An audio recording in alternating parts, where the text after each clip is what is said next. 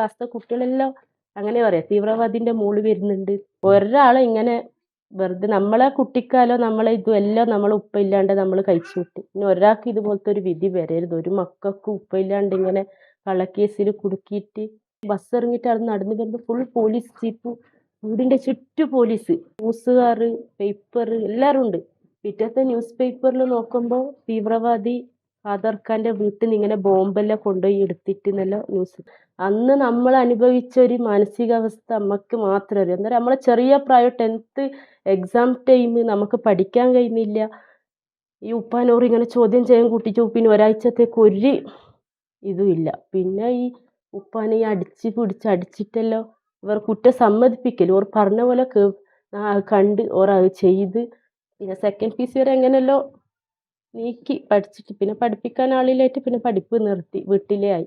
തീവ്രവാദിന്റെ ഭാര്യയല്ല പണിയെടുക്കുന്നത് ഗവൺമെന്റ് അങ്ങ് ഇതില്. അപ്പോൾ ഓർ പണി ഓഫീസിൽ അങ്ങ് പോയിട്ട് എഴുതി കൊടുത്ത് അക്സെപ്റ്റ് ചെയ്യാൻ കഴിയുന്നില്ല. നമ്മൾ ഉപ്പ ഇല്ല, ജയിലിലാണെങ്കിൽ 17 കൊല്ലം നമുക്ക് ഉപ്പ അവിടെ ഉണ്ട് എന്നൊരു പ്രതീക്ഷ ഉണ്ടേനു. ഒരു ട്രീറ്റ്മെന്റ് കൊടുത്തിട്ടില്ല. ഒരു മരിച്ചിട്ടൊരു നായിന്റെ ഉപ്പാൻ എന്തോ നായിനിട്ട് കളിക്കുന്ന പോലെ ഓർ അങ്ങോട്ടും ഉന്തി കളിക്കുന്നു, ഇപ്പുറത്തും ഉന്തിയിട്ട് അങ്ങോട്ടും ഇങ്ങോട്ടും 12ക്ക് മരിച്ച ആളെ 3 മണിക്കുണ്ട് ഓറ ഇതിൽ കൊടുത്തിട്ടില്ല ന്യൂസിൽ. ഉപ്പ പുറത്ത് ഹോസ്പിറ്റലിന്റെ പുറത്ത് മരിച്ചേന്. ജയിലിൽ പോകുന്നവരെ ഉപ്പ നമ്മളെ നല്ലോണം നോക്കിന്. നമുക്ക് തിന്നാനും നമ്മളെ മക്കളെ പൊന്നു പോലെ നമ്മൾ ഉപ്പ നോക്കിന്. ആ 17 ഉപ്പ പോയി കഴിഞ്ഞിട്ട് പിന്നെ നമ്മ അനുഭവിച്ചത് ഒരാൾക്കും അറിയില്ല. എന്താ പറയുക, നമുക്ക് പുറത്തിറങ്ങാൻ കഴിയില്ല. തീവ്രവാദികൾ. പിന്നെ അങ്ങോട്ട് പഠിക്കാൻ ആഗ്രഹം ഉണ്ടേനു, പക്ഷെ ഇതില്ല, പഠിക്കാനില്ല, മാർഗമില്ല. പിന്നെ ഇതന്നെ തീവ്രവാദികളെ മക്കൾ ഇതിൻ്റെ ഒരു പേര് നമുക്ക് വന്നു. എവിടെ പോലും അത് തന്നെയാണ്. 2008 കർണാടക കൂർഗ് ജില്ലയിലെ വീരാജ്പേട്ട സ്വദേശിയായ അബ്ദുൽ ഖാദറിനെ ബംഗളൂരു സ്ഫോടന കേസിൽ പ്രതി ചേർത്ത് കർണാടക പോലീസ് അറസ്റ്റ് ചെയ്യുന്നത്.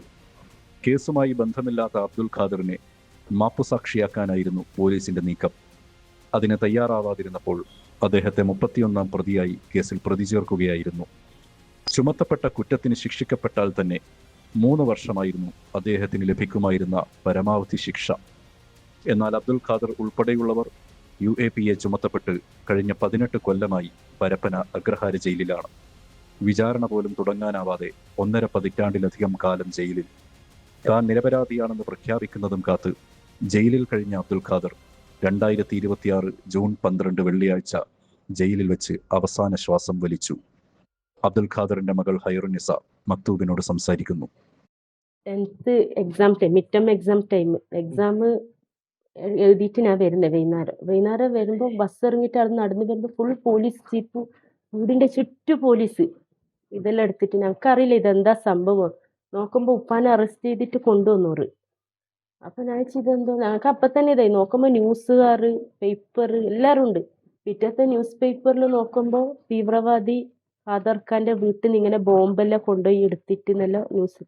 പിറ്റേ നമുക്ക് സ്കൂളിൽ പോകാൻ കഴിയുന്നില്ല. ക്ലാസ്സിൽ കുട്ടികളെല്ലാം തീവ്രവാദിന്റെ മോള് പറഞ്ഞിട്ട് അങ്ങനെ കുറേ ദിവസം സ്കൂളിൽ പോകാണ്ട് ലീവാക്കിയിട്ടിരുന്നു. ഞാൻ നല്ല പഠിക്കുന്നുണ്ടായിരുന്നു. 10th എക്സാം നല്ല മാർക്ക് എടുക്കണമെന്നെല്ലാം ഉണ്ടായിരുന്നു. നോക്കുമ്പോൾ ഈ ഉപ്പാൻ്റെ ഈ ജയിലിൽ പോയി കഴിഞ്ഞിട്ട് ക്ലാസ്സിൽ കുറേ ആബ്സെന്റ്. എന്താ പറയുക, നമുക്ക് പോകാൻ കഴിയുന്നില്ല. എല്ലാ ക്ലാസ്സിലെ കുട്ടികളെല്ലാം അങ്ങനെ പറയാം, തീവ്രവാദിന്റെ മോള് വരുന്നുണ്ട്. അങ്ങനെ ഞാൻ കുറേ ഒരു 2 മാസത്തോളം സ്കൂളിൽ പോകാണ്ടിരുന്നു. എക്സാം ടൈമിന്റെ അടുത്താകുമ്പോൾ അങ്ങനെ ലാസ്റ്റ് മിസ് സ്കൂളിൽ നിന്ന് വിളിച്ചിട്ട് പറഞ്ഞു, നീ വരാണ്ടൊക്കെണ്ട, എക്സാമിനെങ്കിൽ നീ വരണോ. അങ്ങനെ എക്സാമിന് പോയി നോക്കുമ്പോൾ എക്സാം ഒന്നും എഴുതാൻ കഴിഞ്ഞിട്ടില്ല. നമുക്ക് ഈ ഉപ്പ ഇല്ലല്ലോ. ഉപ്പ പോവും, ഇവർ ബാംഗ്ലൂർ ഇങ്ങനെ ചോദ്യം ചെയ്യാൻ കൊണ്ടുപോകും. എന്നിട്ടൊരു 5-8 ദിവസം കഴിഞ്ഞാൽ വിടും. പിന്നെ ഈ നസീറിനെ ബംഗ്ലാദേശ് വെച്ചിട്ടാണ് പിടിക്കുന്നത് കുറെ കണ്ട്. അതിൻ്റെ ശേഷമാണ് പിന്നെ ഉപ്പാനെ സ്ഥിരമായിട്ട് അവിടെ ബെൽഗാം ജയിലിലേക്ക് കൊണ്ടുപോയത്. അങ്ങനെ 10th എക്സാമിൽ ലാസ്റ്റ് എനിക്ക് വലിയ മാർക്കൊന്നും കിട്ടിയിട്ടില്ല. 370, 600-ൽ 370 മാർക്ക് കിട്ടി. പിന്നെ ഞാൻ സ്കൂളിൽ പോകുന്നില്ലായിരുന്നു ഉമ്മാന്. പിന്നെ ഉമ്മ പറഞ്ഞു, പോട്, പഠിപ്പിക്കാനൊന്നും ഇതില്ല, ആരും നമുക്കെല്ലാം നല്ല പഠിക്കണമെന്നെല്ലാം ഉണ്ടായിരുന്നു, പക്ഷെ പഠിപ്പിക്കാൻ ആരും ഉണ്ടായിട്ടില്ല. ഇവന് ഒരേ ഒരു വയസ്സിന് മൂത്തേ ഇവൻ പണിക്കോയി ആഴ്ചക്ക് 100 റുപ്യ കിട്ടും. ഉമ്മ അങ്കനവാടി പണിയെടുത്താൽ എത്ര 1500 ആ സമയം 10 കൊല്ലം മുമ്പ് അത്രയും കിട്ടും. അതിൽ ബസ്സിനെ വേണോ, അനിയത്തിയും ഉണ്ട്, ഞാനും ഉണ്ട്. ഓൻ പഠിക്കുന്നുണ്ടായിട്ടില്ല, എന്നാലും ഓനിങ്ങനെ പോയി നമുക്ക് 100 റുപ്യക്ക് നയിച്ചു കൊണ്ടുത്തരും, നമ്മളെ സ്കൂൾ കഴിക്കും. പിന്നെ സെക്കൻഡ് പി സി വരെ എങ്ങനെയല്ലോ നീക്കി പഠിച്ചിട്ട് പിന്നെ പഠിപ്പിക്കാൻ ആളില്ലായിട്ട് പിന്നെ പഠിപ്പ് നിർത്തി വീട്ടിലേ ആയി. ഉം. പിന്നെ ഉപ്പാൻ്റെ അടുത്ത് ഇങ്ങനെ പോവും. ഉപ്പാനെ അതിൻ്റെ ഉള്ളിൽ ജയിലിൽ കാണുമ്പോഴത്തേക്ക് നല്ല ഉഷാറുണ്ടായിന് പോകുമ്പോൾ. പിന്നെ നോക്കുമ്പോൾ കാലിൻ്റെ വിരലും മുറിച്ച്. എന്നിട്ട് ഇപ്പോൾ കോടതി വിധി വന്നതാണ്. ഉം. മെയ് 16 CCH പറഞ്ഞ 50 പറഞ്ഞ കോടതി വിധി പറഞ്ഞു ഉപ്പാനെ ഇമ്മീഡിയറ്റ്ലി ട്രീറ്റ്മെൻറ്റ് പുറത്ത് ഹോസ്പിറ്റലിൽ കൊണ്ടുപോകണം, എന്നാലേ ഇവർ ബാക്കിയാവും. ശ്വാസം മുട്ടൽ എപ്പോൾ എന്നോട് ഫോണാക്കി പറയും. അപ്പോൾ ഒരിക്കൽ കാണിക്കാൻ പോയപ്പോൾ ഡോക്ടർ ഉപ്പാനോടേ പറഞ്ഞോളൂ, നിങ്ങളൊരു കിഡ്നി ഫുള്ള് പോയി, ഒരു കിഡ്നി 30% ഉള്ളൂ. അപ്പോൾ അവിടെ നിന്ന് ജയിലത്തെ ഇതിൽ കോളാക്കും. എല്ലാവർക്കും ആക്കൂല, ഒരാഴ്ച ഓനെ വിളിച്ചാൽ പിറ്റത്തെ ആഴ്ച എന്നെ വിളിക്കും. അപ്പോൾ പറയും ഞാനിപ്പോൾ അടുത്തായിട്ട് പോകും മോളെ, എൻ്റെ കിഡ്നിയെല്ലാം ഫുള്ള് പോയി, നീ എന്നെ കാണാൻ വരണം. ഞാൻ കുറേ ആയി പോവാണ്ട്. എന്തായാലും എനിക്ക് പോയാൽ അവിടെ നിന്ന് ഉപ്പാനെ കാണാൻ കഴിയില്ല. നമ്മളിപ്പോൾ പ്രസവിച്ചിട്ട് കുട്ടികളെ എടുത്തിട്ടൊന്ന് ഉപ്പാക്ക് കൊണ്ടുപോയിട്ട് അതിൻ്റെ ഉള്ളിൽ കൊണ്ടുപോയി കാണിച്ചു കൊടുക്കും. അതും അത്ര സ്ട്രിക്റ്റ് അതിൻ്റെ ഉള്ളിൽ, അവനൊന്നും കയറ്റൂല. ഒരു സാധനം തിന്നാൻ പൂതിയാകുമ്പോൾ അത് വേണോ ഇത് വേണോ എന്നെല്ലാം പറയും. മീൻ കൊണ്ടുവരണോ നോക്കുമ്പോൾ ഒന്നും ഒരു സാധനം അതിൻ്റെ ഉള്ളിൽ കൊണ്ടുപോകാൻ പാടില്ല. ഞാൻ ഇപ്പോൾ പോയിട്ട് 10 കൊല്ലമായി കാണാൻ പോയിട്ട്. നിങ്ങൾ 10 കൊല്ലമായിട്ട് പോയിട്ടില്ല? ഇല്ല, എന്തായാലും എനിക്ക് പോകാൻ കഴിയില്ല. എനിക്ക് എൻ്റെ ഉപ്പാനെ അങ്ങനെ കാണാൻ കഴിയില്ല. പോയി കുട്ടീനെ ഞാൻ എൻ്റെ ചെറിയ മോനെ പ്രസവിച്ചിട്ട് കുട്ടീനെ ഒന്ന് കാണിച്ചു കൊടുത്തിട്ട്, അപ്പോൾ ഇപ്പോൾ പെരുന്നാളിനെ കഴിഞ്ഞിട്ട് വിളിച്ചിട്ടുണ്ടായി. അപ്പോൾ പറഞ്ഞു ഞാൻ ഒന്നിക്കെ വരുന്ന ചൊവ്വാഴ്ച പുറത്ത് ഹോസ്പിറ്റലിൽ അഡ്മിറ്റ് ആവും, നീ നിൻ്റെ മാപ്പിളിനും കുട്ടികളെല്ലാം കൂട്ടിയിട്ട് വരണം എന്നെ ഒന്ന് കാണാൻ, അങ്ങനെയെല്ലാം പറഞ്ഞതാ. ചൊവ്വാഴ്ച ഒരു ട്രീറ്റ്മെൻറ്റ് കൊടുത്തിട്ടില്ല, അതാ വെള്ളിയാഴ്ച മരിച്ചു. നമുക്ക് അക്സെപ്റ്റ് ചെയ്യാൻ കഴിയുന്നില്ല. നമ്മൾ ഉപ്പ ഇല്ല, ജയിലിലാണെങ്കിൽ 17 കൊല്ലം നമുക്ക് ഉപ്പ അവിടെ ഉണ്ട് എന്നൊരു പ്രതീക്ഷ ഉണ്ടായിരുന്നു. ഒരു ട്രീറ്റ്മെൻറ്റ് കൊടുത്തിട്ടില്ല. ഒരു മരിച്ചിട്ടൊരു നായിൻ്റെ 12:35 മരിച്ച് വെള്ളിയാഴ്ച. ഒരു ഹോസ്പിറ്റലിൽ നിന്ന് കൊണ്ടുപോകുന്നത് 3 മണിക്ക്. പുറത്ത് ഹോസ്പിറ്റലിൽ ഒരു കൊണ്ടുപോകുന്നത്, അതും ആംബുലൻസ് ഇല്ല. ഒരു കൊണ്ടുപോയത് പോലീസ് ജീപ്പിൻ്റെ ബാക്കിൽ ഇട്ടിട്ട് ഒരു നായിനെ കൊണ്ടുപോകുന്ന പോലെ ആക്കിയിട്ടാണ് ഒരു ഹോസ്പിറ്റലിൽ. അതും എൻ്റെ അടുത്തെല്ലാം ഉണ്ടായി. ഓള് ബാംഗ്ലൂർ തന്നെയാണ്. അപ്പോൾ ഓളെ ഭർത്താവും ഇവനെല്ലാം ഉണ്ട് അവിടെ. ഒരു വട്ടം മുഖം കാണിച്ചു തരാൻ പറഞ്ഞിട്ട് കാണിച്ചു തരുന്നില്ല. ഒരു മോർച്ചറി ബാക്ക് കൂട്ട്, ഹോസ്പിറ്റലിന് മുമ്പ് കൂട്ടമല്ല, ഒരു ബാക്ക് സൈഡ് കൂട്ട് ഉപ്പാനെ കയറ്റി. അങ്ങനെ KMCC വിളിച്ച് ഇതാക്കിയിട്ട് ഒച്ചപ്പാടാക്കിയിട്ട് ഒരു വട്ടം ഉപ്പാൻ്റെ മുഖം ഓക്ക് മാത്രം കാണിച്ചു കൊടുത്തി, ഇവനക്കൊന്നും കാണിച്ചു കൊടുത്തില്ല.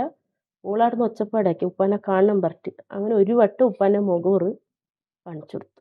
എന്നിട്ട് അവിടെ നിന്ന് ഓള് പറയുന്നു ഉപ്പാനെ എന്തോ നായിനിട്ട് കളിക്കുന്ന പോലെ അങ്ങോട്ടും ഉന്തി കളിക്കുന്നു, ഇപ്പുറത്തും ഉന്തിയിട്ട് അങ്ങോട്ടും ഇങ്ങോട്ടും. 12:30 മരിച്ച ആളെ 3 മണിക്കുണ്ട്. ഓറ ഇതിൽ കൊടുത്തിട്ടില്ല ന്യൂസിൽ, ഉപ്പ പുറത്ത് ഹോസ്പിറ്റലിൻ്റെ പുറത്ത് മരിച്ചതിന്. അതിൻ്റെ ജയിലിൻ്റെ ഉള്ളിൽ നിന്ന് ഹോസ്പിറ്റലിൽ കൊണ്ടുപോകുമ്പോൾ മരിച്ചു. നോക്കുമ്പോൾ 12:30 ഹോസ്പിറ്റലിൽ നിന്ന് അതിൻ്റെ ഉള്ളിൽ നിന്ന് മരിച്ചിന്. അപ്പം നമുക്ക് അതിൻ്റെ ഉള്ളിലത്തെ ഒരാളുണ്ട്, ഓറ ഭാര്യനെ മറ്റേ കോളിൽ വിളിച്ചിട്ടാകുമ്പോൾ പറഞ്ഞിന്. ഇതല്ല സാധാ മറ്റേ കോളില്ലേ ഒരു റെക്കോർഡ്. അപ്പം ഇതല്ല ഉപ്പാൻ്റെ മറ്റേ കേസില്ലേ 22/16 കൊടുത്ത കേസ്, ഒരു മറ്റേ പുറത്ത് ഹോസ്പിറ്റലിൽ ഇത് ട്രീറ്റ്മെൻറ്റിന് കൊടുക്കണോ പറഞ്ഞിട്ടുണ്ടായി. അത് ഇവർ കൊടുത്തിട്ടില്ല. അപ്പോൾ അതിൻ്റെ ഉള്ളിലത്തെ പ്രതികൾ ഒച്ചപ്പാടാക്കിയല്ലോ അടുത്ത CMOൻ്റെ അടുത്ത് ട്രീറ്റ്മെൻറ്റ് കൊടുക്കാത്തതുകൊണ്ട്. അപ്പോൾ ഇവർ പറഞ്ഞോല് ഇയാൾക്കൊരു സൂക്കേടൊന്നുമില്ല, ഇതിനെക്കൊണ്ട് ഇയാളെ പുറത്ത് കൊണ്ടുപോണ്ടാകും. അങ്ങനെ അയാൾ എന്താക്കി, ഈ മറ്റേ സാധാ കോളിൽ വിളിക്കുമ്പോൾ അയാളെ ഭാര്യനോട് പറഞ്ഞോളൂ ഖാദർഖാൻ്റെ വീട്ടിൽ വിളിച്ചിട്ട് നിങ്ങളൊന്ന് പറയണം. അങ്ങനെ ഓറെ മോള് എന്നെ വിളിച്ചിന്. ഞങ്ങൾ ഉപ്പാക്ക് 22-ന് ഇത് വന്നിട്ട് ഒരു ഹോസ്പിറ്റലിൽ കൊണ്ടുപോയിട്ടില്ല അല്ല പറഞ്ഞിട്ടുണ്ടായി. നമ്മൾ അതിന് ഇവന് വക്കീലിനെ വിളിച്ചിട്ട് പറഞ്ഞു, വക്കീലിൻ്റെ അടുത്ത് റെക്കോർഡ് ഉണ്ട് ഫോണിൽ ഇങ്ങനെ പറഞ്ഞതിൻ്റെ. നോക്കുമ്പോൾ ഒരു ട്രീറ്റ്മെൻ്റ് ഒന്നും കൊടുത്തില്ല എൻ്റെ ഉപ്പാക്ക്. എന്തായാലും വിധി എന്തായാലും വരും. നിങ്ങൾ എന്താ എന്നോട് പറഞ്ഞതാണ് ഞാൻ വരൂ, ഇപ്പോൾ ഈ മാസം ലാസ്റ്റ് ആകുമ്പോഴത്തേക്ക് വരും.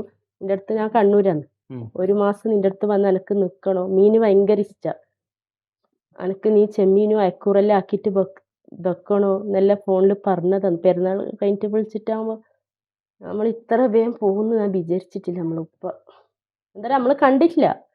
ഉപ്പ ജയിലിൽ പോകുന്ന സമയം നമ്മളെല്ലാം ചെറിയ കുട്ടികളാണ്. പിന്നെ നമ്മൾ ഉപ്പാൻ്റെ ഒപ്പം നിന്നിട്ട് ജയിലിൽ പോകുന്നവരെ ഉപ്പ നമ്മളെ നല്ലോണം നോക്കി, നമുക്ക് തിന്നാനും നമ്മളെ മക്കളെ പൊന്നു പോലെ നമ്മൾ ഉപ്പ നോക്കിന്. ആ 17 ഉപ്പ പോയി കഴിഞ്ഞിട്ട് പിന്നെ നമ്മ അനുഭവിച്ചത് ഒരാൾക്കും അറിയില്ല. എന്താ പറയുക, നമുക്ക് പുറത്തിറങ്ങാൻ കഴിയില്ല. തീവ്രവാദികൾ എൻ്റെ ഉമ്മാനെ അംഗനവാടി പണി കുറേ ഒഴിവാക്കാൻ നോക്കി. ഇവിടുത്തെ ആൾക്കാർ കൂടിയിട്ട് എന്താ പറയുക, തീവ്രവാദിൻ്റെ ഭാര്യയല്ല പണിയെടുക്കുന്നത് ഗവൺമെൻറ് ഇതില്. അപ്പോൾ ഓരോ പണി ഓഫീസിൽ അങ്ങ് പോയിട്ട് എഴുതി കൊടുത്ത് ഉമ്മാനെ പണിയിൽ കൂട്ടാൻ പറ്റൂല ആർക്ക്. പിന്നെ എൻ്റെ ഉമ്മ കുറേ കൊല്ലം 10-28 കൊല്ലമായി അംഗൻവാടി. ഇപ്പം പിന്നെ ഹാർട്ട് പ്രശ്നമാണ്. ഉമ്മാൻ്റെ ഒരു ബ്ലോക്കെല്ലാം കഴിഞ്ഞ് ഓപ്പറേഷൻ സർജറി എല്ലാം കഴിഞ്ഞിട്ട് ഇപ്പോൾ ക്യാൻസൽ ചെയ്തിട്ട് ഉമ്മക്കും സുഖമില്ല. ഉമ്മാക്കൊക്കെ ഇപ്പോൾ 2 ബ്ലോക്ക് ഉണ്ട്. ഇപ്പോൾ കണ്ണൂർ ധനലക്ഷ്മിയിലാണ് ട്രീറ്റ്മെൻറ്റ് എടുക്കുന്നത്. ആദ്യം ജയിലിലാണ്, ബാംഗ്ലൂരിൽ നിന്നാണ് ഓപ്പറേഷൻ കഴിഞ്ഞത്. ഉമ്മാക്കും ഇപ്പോൾ നമ്മളെ ഉപ്പ ജയിലിൽ പോകുമ്പോൾ എൻ്റെ ഉമ്മക്ക് 37 വയസ്സാണ്. ഇപ്പം 56 വയസ്സാണ് നമ്മളെ ഉമ്മക്ക്. ഇപ്പം ഫുള്ള് രോഗിയാണ്. ഷുഗർ എപ്പോൾ നോക്കുമ്പോൾ 500, 600. ഇപ്പോൾ കഴിഞ്ഞ പ്രാവശ്യം ഡോക്ടറിൻ്റെ അടുത്ത് അവിടെ പോയപ്പോൾ 480 ഷുഗർ. എന്നിട്ട് ഡോക്ടർ ചോദിക്കുക, എന്താ ഉമ്മ നിങ്ങൾക്ക് ഇത്ര, മാസം 5000 റുപ്യൻ്റെ മരുന്ന് വേണം, ഗുളിക മരുന്ന്. അപ്പോൾ ഞാനാ നടന്ന് മേടിച്ചിട്ട് ബസ് കൊടുത്തേക്കാണ്. അപ്പോൾ ഡോക്ടർ പറയും, ഉമ്മ ഇങ്ങനെ ഗുളിക കുടിച്ചാൽ നിങ്ങളെ കിഡ്നിയെല്ലാം അടിച്ചു പോകും. ടെൻഷൻ ഇതന്നെ, ഉപ്പാൻ്റെ കാര്യം ഈ ജയിലിലല്ലേ. അപ്പം ഇങ്ങനെ ഇത് ആലോചിച്ച് പ്രഷറും കൂടും, ഷുഗറും കുറേ ഇല്ല. ഇൻസുലിനിലാണ് ഇപ്പോൾ. ഷുഗറിൻ്റെ ഗുളിക ഉണ്ട്, ഇൻസുലിനും ഇങ്ങനെ ഇതന്നെ. ഇപ്പം ഉപ്പ മരിച്ചതിന് പിന്നെ തീരെ കഴിയുന്നില്ല, കടന്നെടുത്തന്നെ. നിങ്ങൾക്ക് എന്താ ഇനി നാട്ടുകാർക്കും ജനങ്ങൾക്ക് എന്താ നിങ്ങൾ പറയാൻ? ഒരാളെ ഇങ്ങനെ വെറുതെ നമ്മളെ കുട്ടിക്കാലോ നമ്മളെ ഇതും എല്ലാം നമ്മളെ ഉപ്പ ഇല്ലാണ്ട് നമ്മൾ കഴിച്ചു വിട്ട്. ഇനി ഒരാൾക്ക് ഇതുപോലത്തെ ഒരു വിധി വരരുത്. ഒരു മക്കൾക്കും ഉപ്പ ഇല്ലാണ്ട് ഇങ്ങനെ കള്ളക്കേസിൽ കുടുക്കിയിട്ട് നമ്മളെ എൻ്റെ ഉമ്മാൻ്റെ കാലം മുഴുവനും ജയിലിൽ കഴിച്ച് കൂട്ടി ഇപ്പം രോഗികളായി രണ്ടാളും.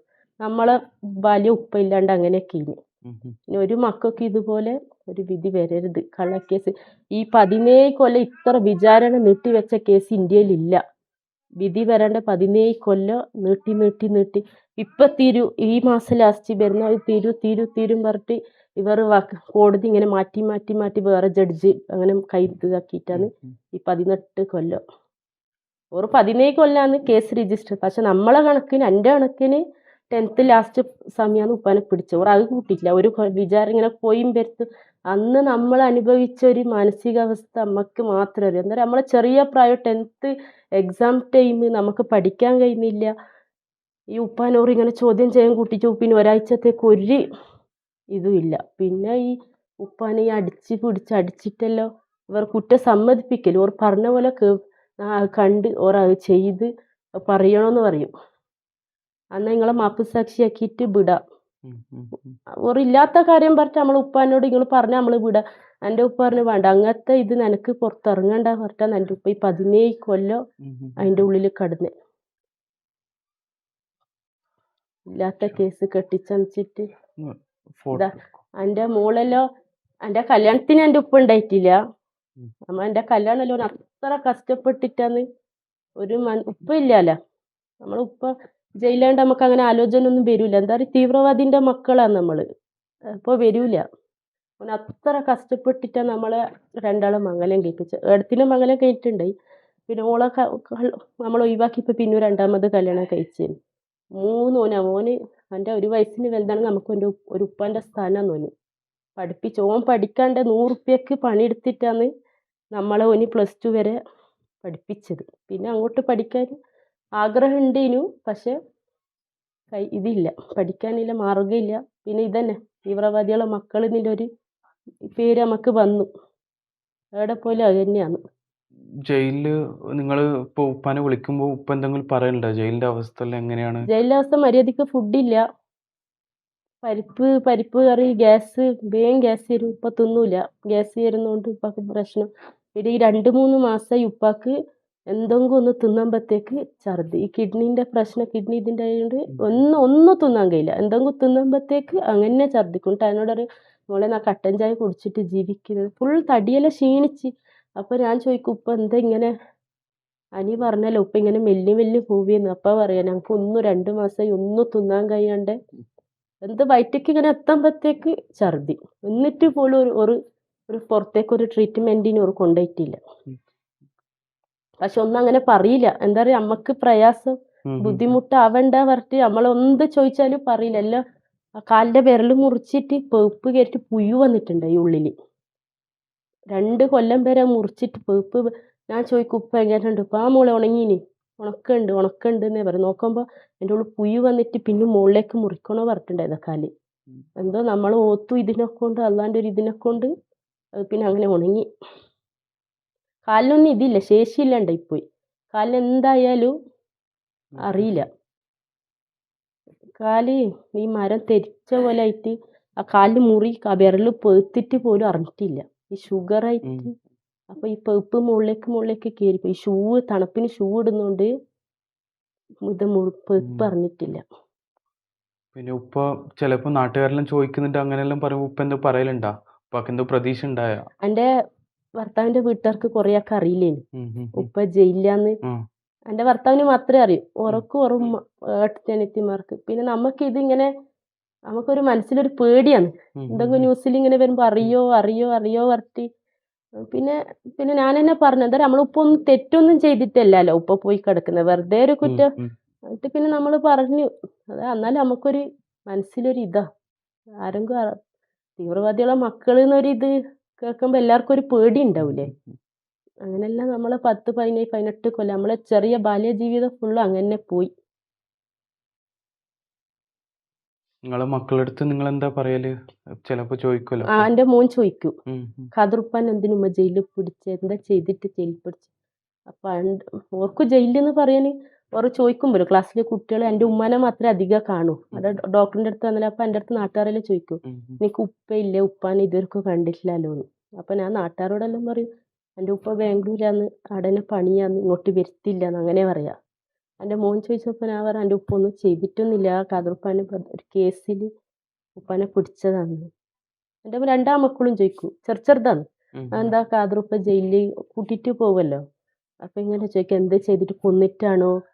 ഒരാളെ കൊന്നിട്ട് പോയാൽ 4 കൊല്ലത്തിലല്ലോ ഇറങ്ങി വരും. അപ്പോൾ ചോദിക്കും, ഖാദറുപ്പ ഈ 10, 17 കൊല്ലം ജയിലിൽ കിടക്കാൻ എന്താ തെറ്റ് ചെയ്തത്, അത്ര വലിയ എന്തെങ്കിലും കുറ്റമാണോ ചെയ്തത് എന്ന് ചോദിക്കും എൻ്റെ മോന്. ഞാൻ പറയാം, അള്ളാൻ്റെ ഒരു ഇതായിരിക്കും.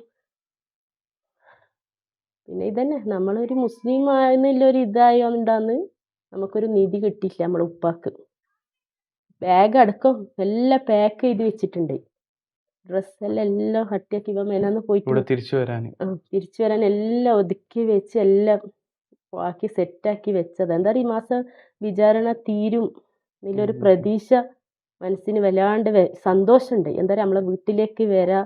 കുറച്ച് ദിവസം എന്നോട് പറഞ്ഞതാണ്, പേരക്കുട്ടികളൊപ്പരോ ഞാൻ മരിക്കുന്ന, എനിക്ക് മരിക്കുമ്പോൾ ജയിലിൽ മരിക്കണ്ട, എപ്പോൾ ഫോണാക്കിയാണ് ദുവർക്കണോ നീ ഉപ്പ പൊരക്കെത്തിയിട്ട് മരിക്കാൻ വേണ്ടിയിട്ട് ദുവർക്കണമെന്ന് എപ്പോൾ എന്നോട് പറയും. ഞാൻ പറയും, ഇല്ല ഉപ്പാക്ക് അത്ര പഠിച്ചോൻ അങ്ങനെ ഒന്നും ആക്കൂല, ഇത്ര കൊല്ലം നമ്മളെ വിട്ട് നിന്നില്ല, അപ്പോൾ പഠിച്ചോ അങ്ങനെ ആക്കൂല എന്ന് എപ്പോൾ പറയലുണ്ട്. നോക്കുമ്പോൾ പഠിച്ചോൻ അതിൻ്റെ ഉള്ളിൽ നിന്ന് തന്നെ പോയി. ഒരു ട്രീറ്റ്മെൻറ്റ് കൊടുക്കാണ്ട് എൻ്റെ ഉപ്പാനെ കൊന്നു. ഉപ്പ മരിച്ചത് ഉപ്പാനെ കൊന്നോറും അടുത്ത CMയും CCയും കൂട്ടിയിട്ട് ട്രീറ്റ്മെൻറ്റ് കൊടുത്തില്ല. കണ്ണ് കാണുന്നുണ്ടായില്ല, ഷുഗർ അധികമായിട്ട്. അങ്ങനെ 2 വട്ടം ലേസർ ട്രീറ്റ്മെൻറ്റ് കൊടുത്തിട്ട് ഫുള്ള് ഇൻഫെക്ഷനായിട്ട് കണ്ണ് ഫുള്ള് വീർത്തിട്ടുണ്ടായി. പെരുന്നാൾ കഴിഞ്ഞ പിറ്റേന്ന് ഇവൻ പോയിട്ടുണ്ടായി ബാംഗ്ലൂർ ജയിലിലേക്ക് ഉപ്പാൻ്റെ കണ്ണ് ട്രീറ്റ്മെൻറ്റ് ചെയ്യാൻ വേണ്ടിയിട്ട്. അപ്പോൾ നോക്കുമ്പോൾ ഫുള്ള് നീര് കണ്ണെല്ലാം പേർത്തിട്ട് ഈ വണ്ണം ഉണ്ടായിന്. ഒരു ഇതന്നെ എസ്കോട്ടില്ല, അതില്ല ഇതില്ല അവർക്ക് ഡിലേ. ഇങ്ങനെ കാണിക്കേണ്ട ഡേറ്റും കഴിഞ്ഞിട്ട് കുറേ അങ്ങ് ഡിലേ ചെയ്തിട്ടാണ് ഒന്ന് കാണിക്കാൻ. അത് ഒരാളടുത്ത് വർത്താൻ കാണിക്കും. ഇപ്പോൾ ഓനെല്ലാം പോയിനെങ്കിൽ തന്നെ മിണ്ടാനോ ഒന്നിനും അങ്ങനെ വിടലില്ല. ഇപ്പം വിക്ടോറിയ ഹോസ്പിറ്റലിൽ അഡ്മിറ്റ് ചെയ്തിനെങ്കിൽ തന്നെ അതിൻ്റെ ഉള്ളിൽ ഒരു ജയിൽ പോലെ തന്നെയാണ്, നെറ്റെല്ലാം അടിച്ചിട്ട് വെറും ഫുഡ് മാത്രം അവർ പറയുന്ന മരുന്ന് കൊണ്ടുപോയി കൊടുക്കത്തര, അല്ലാണ്ട് ഒരാൾക്ക് മാത്രം നിൽക്കുക. പിന്നെ കാണിക്കാൻ വർത്താനം പറയും ഒന്നുമില്ല. അങ്ങനെ അതാണ് ഞാൻ 10 കൊല്ലം പോകാത്ത. എന്തായാലും എനിക്ക് എൻ്റെ ഉപ്പാനെ അങ്ങനെ കാണാൻ കഴിയില്ല.